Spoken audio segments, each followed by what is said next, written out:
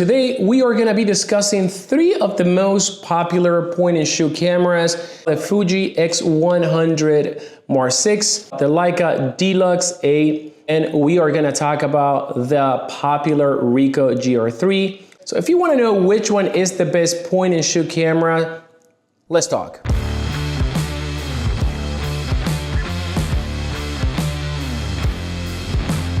We're going to start with the most compact of all, and that one is going to be the Ricoh GRIII, and this one is the GR3X model. Now, Ricoh makes several cameras of this line: the GR3, which is a 28mm, the GR3X, which is this one right over here, and then they make a new one that has a promise filter, but pretty much is the same hardware. Now, the difference with the one with the promise filter is that they have removed the ND filter, which in my opinion is a great feature to have. For that reason alone, I don't own that camera. And the other reason is that you can actually put filters in any of the GR3, and as you can see, I have a UV filter right there to protect this lens from dust. If I open this lens, you can see the pocket right there. So what are the other things that makes me love this camera so much? The small form factor. If you see this camera, it's actually really small. This camera is also fairly light, and it features a lot of control. So let's take a look from the top. This camera has a front dial, shutter release, mode dial right there, on-off button right there. And from the back, this camera also has a rear dial with a pushing option. You can push it in to expand its capability. You have another dial right here, D-pad buttons, and a fixed screen on the back. So it's going to sport an APS-C size CMOS sensor of 24 megapixel of resolution. And when I got my first camera, which was the 28 megapixel, I didn't realize or believe that this little lens can produce great images. Not only this lens produces great images, but also super sharp images. You can take a look right now, zooming in. I mean, the images produced by this sensor and lens are incredible. If you would tell me that you shot, this photo with a full frame camera and an expensive lens, I would believe you. So that is how good this camera with this little lens is. So when it comes to the ergonomics, this camera is also going to have a little bit of a grip right there, which makes it really comfortable to operate. All the buttons are going to be on the right hand side, so operation is really easy. Now, the only caveat about this camera is going to be the battery life, I would say, but it uses these little ones right here, but you can get a bunch of them and they are fairly inexpensive. And even the aftermarket batteries actually work really good. So this camera is not going to have an EVF, so framing is always going to happen through this screen right here. And like I mentioned before, it's fixed, but most of you guys, us, are used to shooting with phones. That shouldn't be a problem to anybody. Now, this camera also features an electronic hot shoe, and you can put flash and some other accessories. I've shot this camera with flash, and it produces really great results. Now, the construction seems to be out of magnesium, but this camera, you just gotta be careful. It's not the most premium build, although it's not bad at all. So just try not to drop the camera, and this one is gonna be a lifesaver, this little charm right here.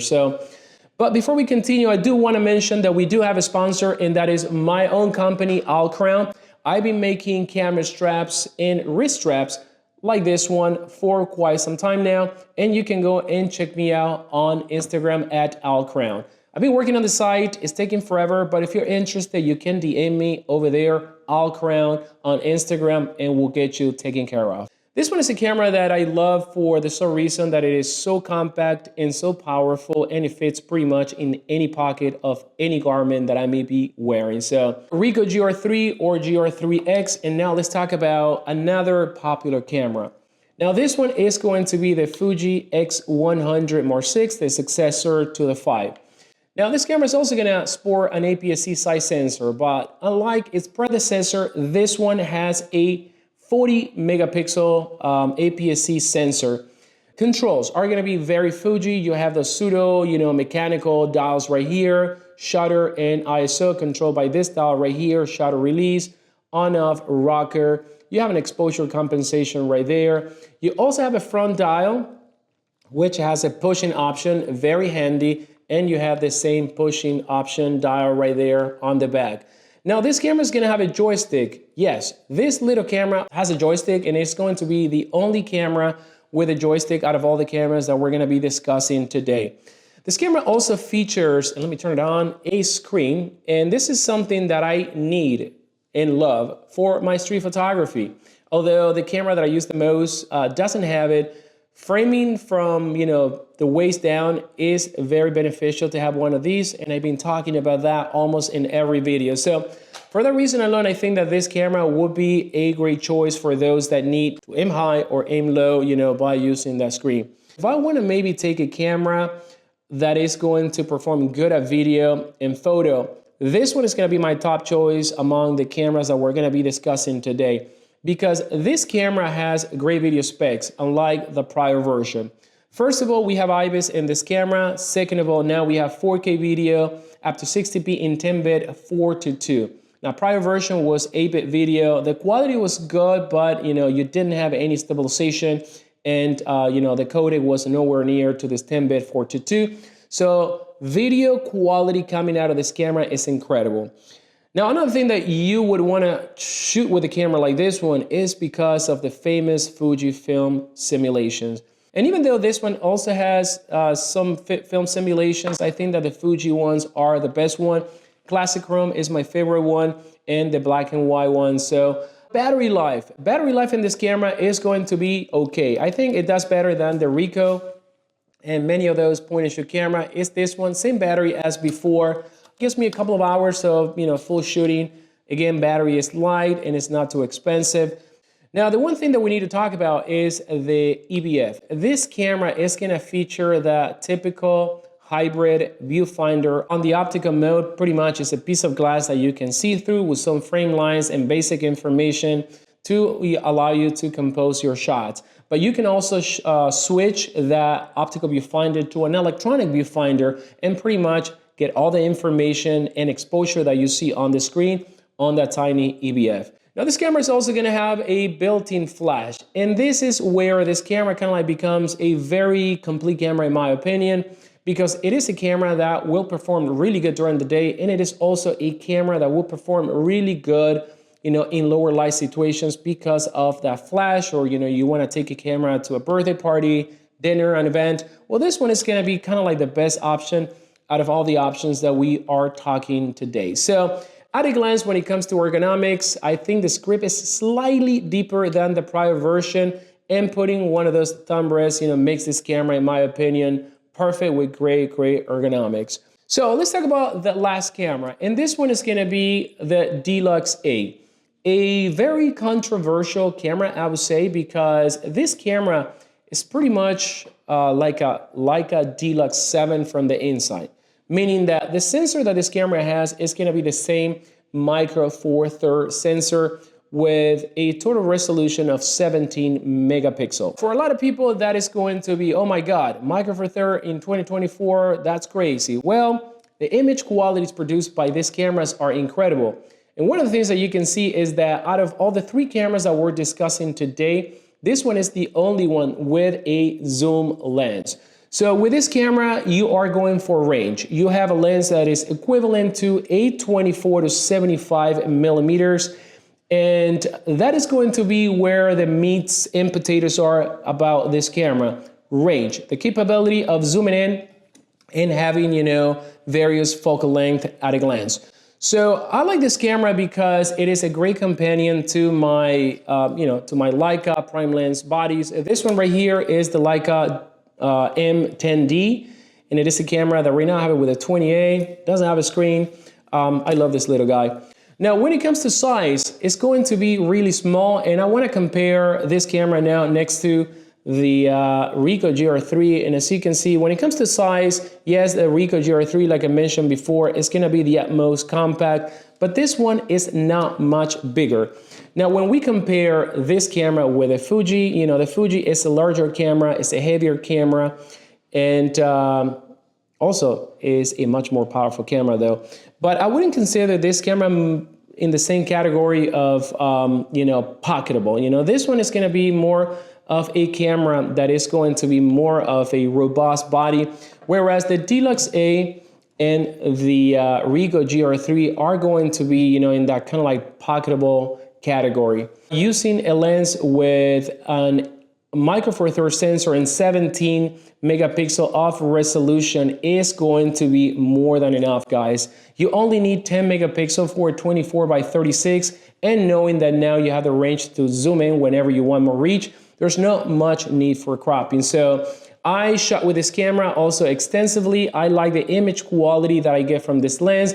Once again, this lens is not going to be the sharpest lens out there, but the color, the rendition, and the quality of the image is what I go for. Of course, stopping down this lens because this lens has an aperture of f1.7, produce really, really sharp images.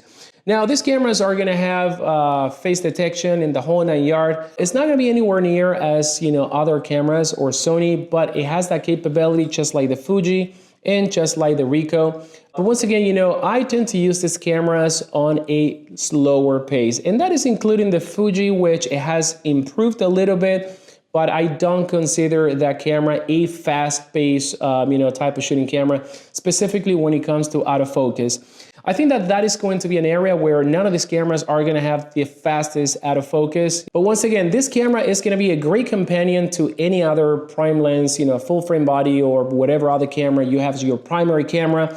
And this one also has a video specs, and just like the Ricoh GR3, I wouldn't take the video specs of this camera seriously. It does 4K video up to 30p. I don't like the color. I don't like the fact that we don't have image stabilization, only optical, which is actually good for taking pictures, but not good enough for walking with a camera. And we don't have a microphone input. Neither we have microphone input on this camera. So for that reason alone, I think that if you're looking for a camera for video and photo, this one is gonna be the winner. Okay, so let's wrap it up. Which one is the best camera right here? And that is going to be a question that is going to have an answer depending what type of gear you're looking for. So if you're looking for the utmost pocketability with quality, there's going to be a clear winner here, and this one is going to be the Ricoh GR3 or the GR3X. This camera is small, light, and it produces an incredible image quality. This little lens is so capable. The colors are great. You have film simulations, ND filters, a lot of bang for the size. And it is a camera that will fit pretty much in any pocket. So Ricoh GR3, GR3X, or the one with a Pro Mist, if you are into that, will be my first choice when it comes to pocketability. Number two, you're looking for a camera that is good at photo and video. Once again, there's going to be a clear winner here, and that is going to be the Fuji X100 VI.